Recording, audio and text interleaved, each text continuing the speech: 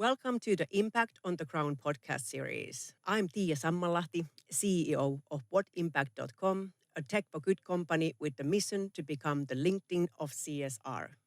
In this podcast series, we'll dig deeper into what it takes to make an impactful change in our society.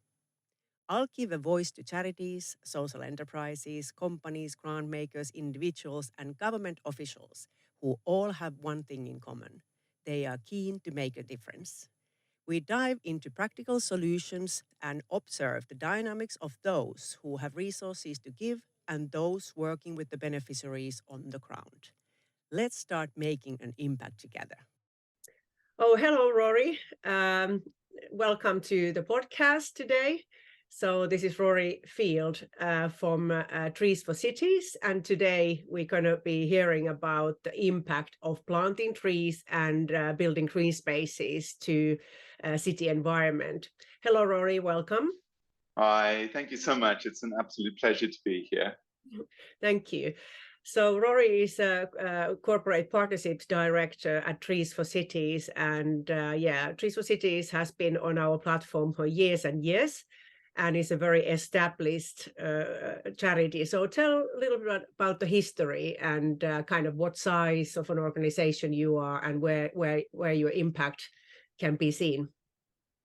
So we've been going since 1993. The story goes that three students felt that London originally needed more trees, and they went out and threw these parties to raise money for the trees, and they did so successfully and planted some trees in London.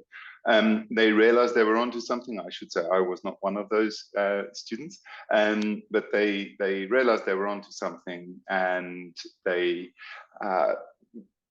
established a company and a charity, originally Trees for London, and soon after that, obviously it's more than just London that needs more trees. It's all towns and cities that need more trees. So we rebranded to Trees for Cities. In terms of size, in the early days, we were obviously really small as a new startup would be. And just in the last sort of 7 years, we've been growing reasonably well. So we are around, we are in the 50s in terms of staff. We have a base in London, although our staff are based around the UK. So we do work around the UK, and although I say we have 50-something staff members, we really depend on the community to help us deliver our projects. Yeah. So what is your turnover approximately? Well, so we have been, as I say, we've been growing, and our turnover approximately is in the region of 5 million now.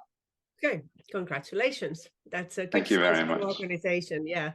But yeah, also I guess we could talk a little bit about what does it take to carry your work. It seems so simple that you just plant a tree, and a lot of people are talking about this as a very viable group volunteering opportunity. But before you can actually plant that little tree, there must be a lot of things that has to be considered. So what is all this preparation and everything that you have to deal with before the actual tree can be planted? Yeah, absolutely. So, well, I should also say that there are different kinds of types of trees, meaning sizes and where we would plant them, which has an impact on what I'm about to say. But we don't own land. So to plant a tree, we need to develop the project, and developing the project includes getting the necessary permission. But to get that permission, we do a lot of research in terms of where there are those spaces where we can plant trees, where it's necessary to plant trees. There's a really strong overlap between social and environmental deprivation. So a lot of our projects, most of our projects, are in socially deprived areas. So once we develop those projects, we need to get the necessary permission from the landowner, though most often in terms of, so outside of our school projects, the school projects, the landowner will be the school, but outside of the school projects, most often the landowner are local authorities.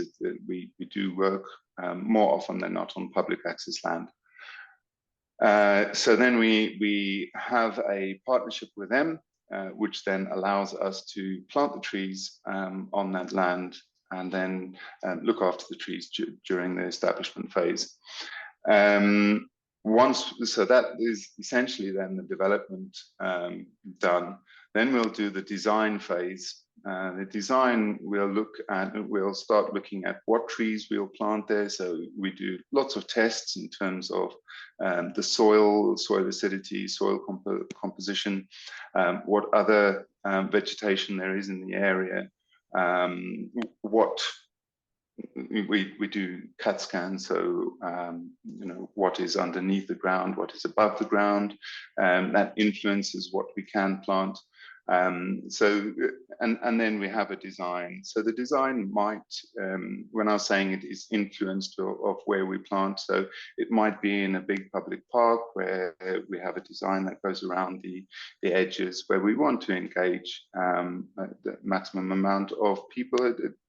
As equally, it might be what we would call a neighborhood project, where we are planting heavy standards, or a fruit orchard, where we're planting less numbers of trees, but larger trees at the time of planting.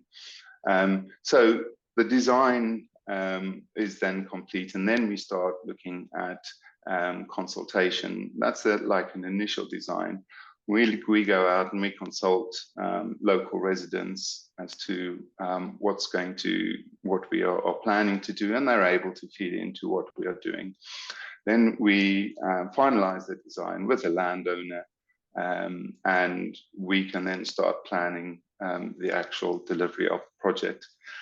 Tree planting itself is seasonal, so we only plant in the winter, and we will then plan our different projects throughout the winter to be planted throughout the winter. We look to engage a lot of staff, a lot of community members, local to the area, so local residents, during in the planting of those projects. It helps to increase ownership. It's a really good day out. Everybody tends to enjoy it. And it is their area that they are improving through doing that. We also, in the delivery of these projects, work with company groups where it's really good for team building and networking, so employee engagement, to get a group of employees out and to help us plant these trees. The employee engagement days, they do go out throughout the year. Whilst tree planting is seasonal, we need to do environmental work throughout the year. So looking after the trees, looking after green spaces, ensuring that they are better quality green spaces. So we do need the company's help throughout the year. Then after the planting, then we plant the trees, and after the planting, during that establishment phase, that's when they are most susceptible to, or most vulnerable. So we look after the trees during that phase, and then we essentially hand the land back to the landowner, but we still have a vested interest in those trees. So we continue to look after them on a more informal basis. Yeah, wow. That is a complex process and lengthy process, yeah. And of course, trees also require years and years to grow. So yeah, good preparation probably leads to the best results. So you need, yes, volunteers for sure, but obviously all these planning and all kind of scans and whatever, they require a lot of other resources as well. Money, probably you've been donated some products and services as well, I would assume.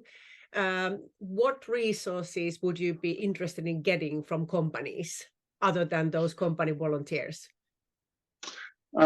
So we certainly do need monetary resources. All of those services, or all of the process that I was talking about. So you can't just think of the tree that we are going to plant as a tree does include essentially the service or the process that is developing from the area where we're going to plant it through the development of the project, the design, the consultation, and then the actual planting and looking after it. So we do definitely, I mean, and when I say then the trees, we will often have, so on the smaller trees, it might be we might be mulching, or quite likely we'll be mulching around them. So there are additional costs then for us as well. With the larger trees,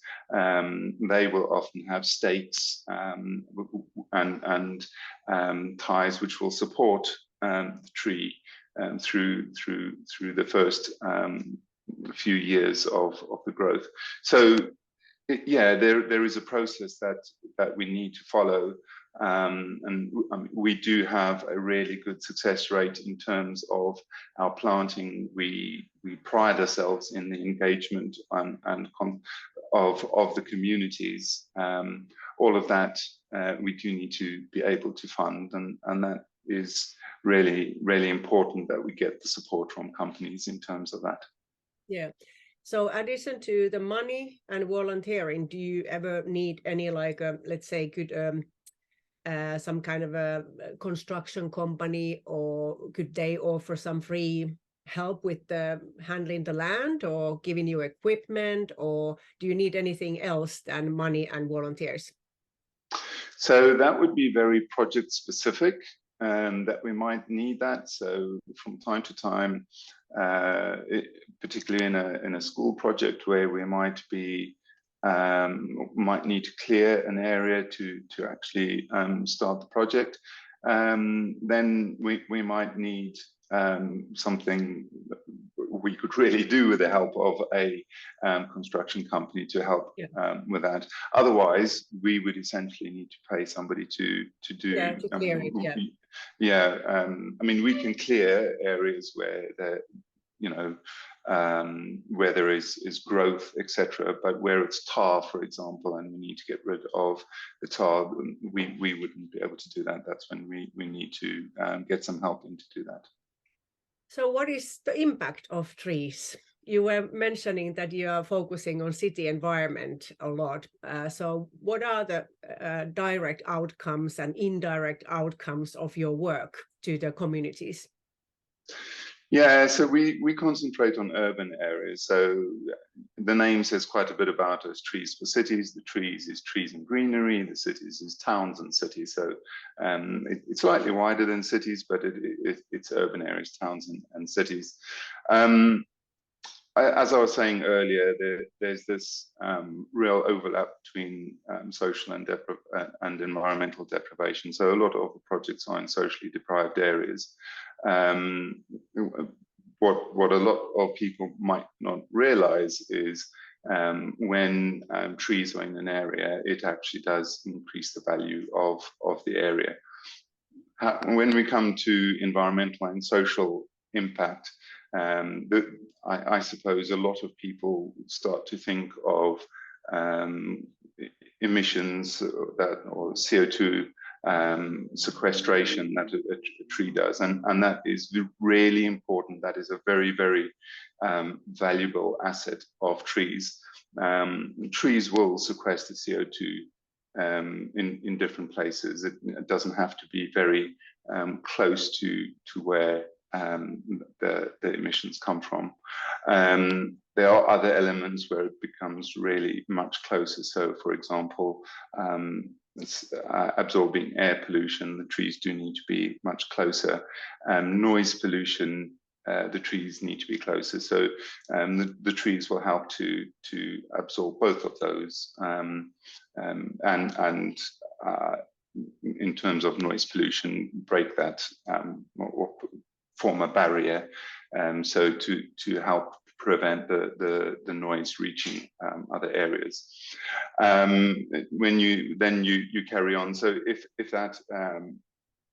those are we start to talk about things that create climate change, as in the carbon sequestration, and then we start looking at mitigation of climate change as well. So the trees will also help to absorb areas of surface flooding, so excess flooding, which is an unfortunate result of climate change, that we are seeing more flooding and heat, more extremes basically, and trees help with that. So with the heat, trees help to cool the air as well as the ground. It's not just through shade; it is through shade, but it is trees also release a fine mist that is essentially acts like an air conditioner.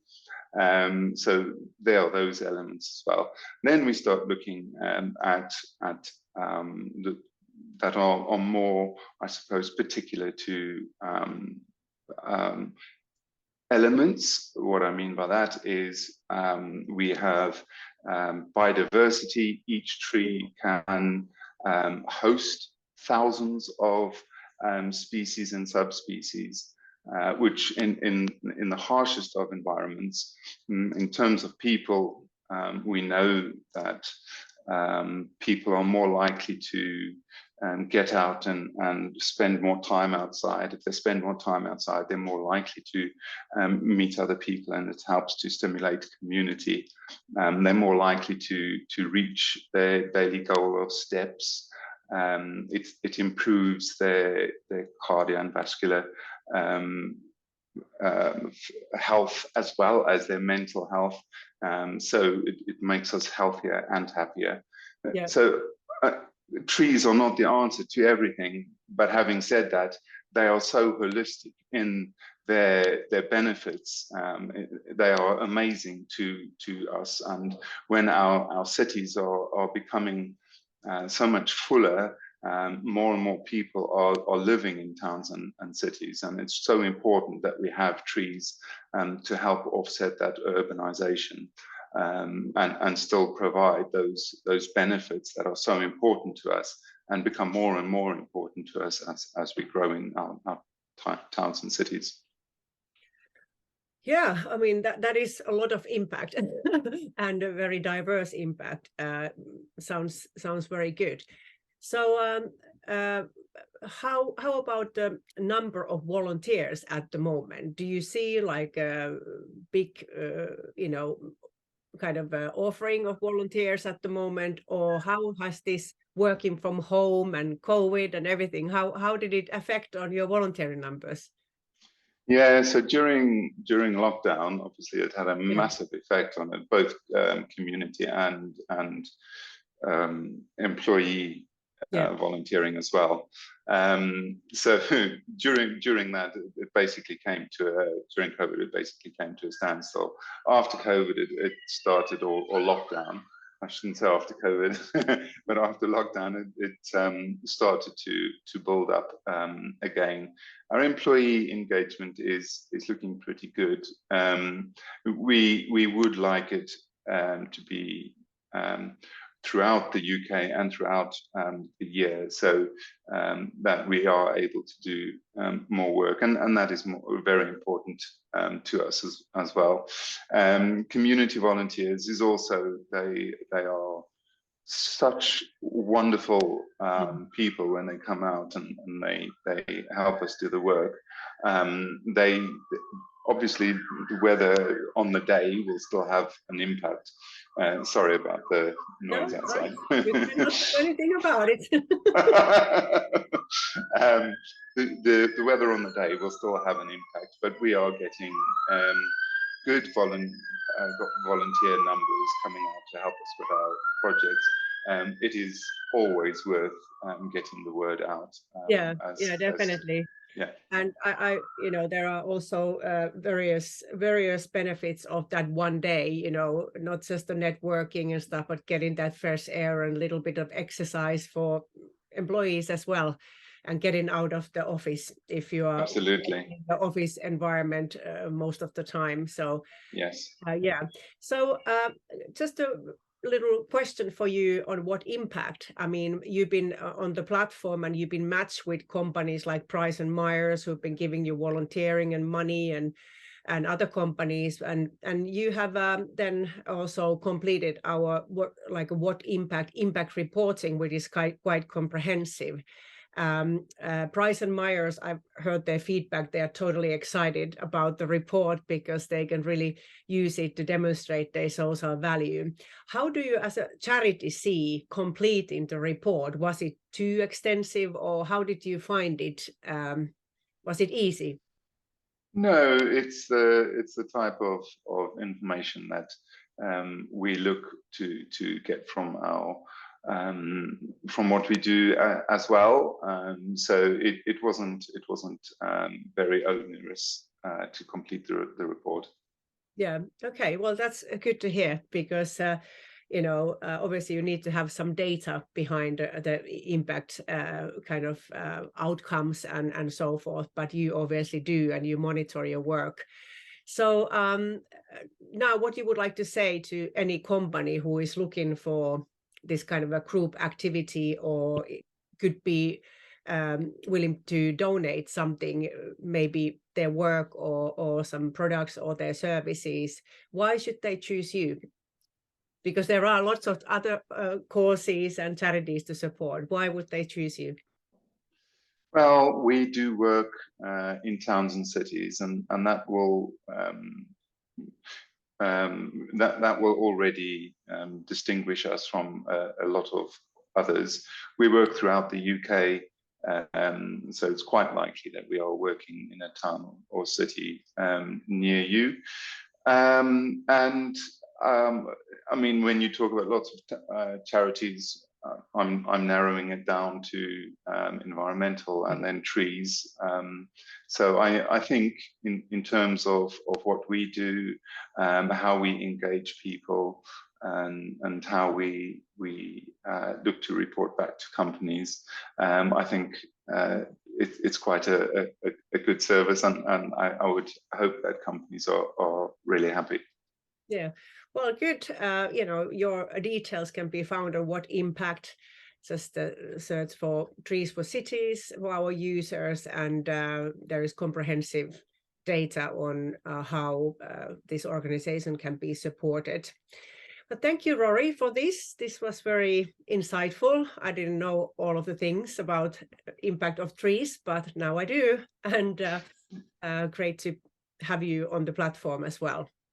Thank you so much. Yeah, it's great to partner with What Impact, and great to be speaking to you today. The work that we do has never been more important, so it's really good to get the word out. So thank you very much.